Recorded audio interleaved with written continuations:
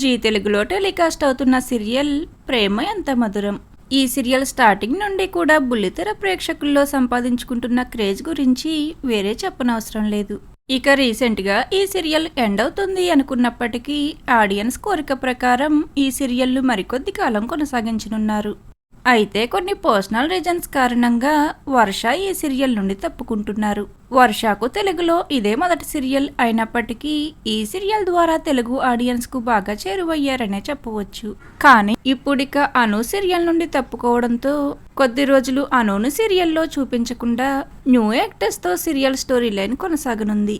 ఇక సీరియల్లోకి కొత్తగా ఎంట్రీ ఇచ్చిన యాక్టర్స్ విషయానికి వస్తే చారులతారెడ్డి క్యారెక్టర్లో శంకర్ను పెళ్లి చేసుకోబోయే అమ్మాయిగా నటిస్తున్నారు రూప బ్రహ్మముడి, మౌన పోరాటం ఇలా పలు సీరియల్స్లో యాక్ట్ చేశారు.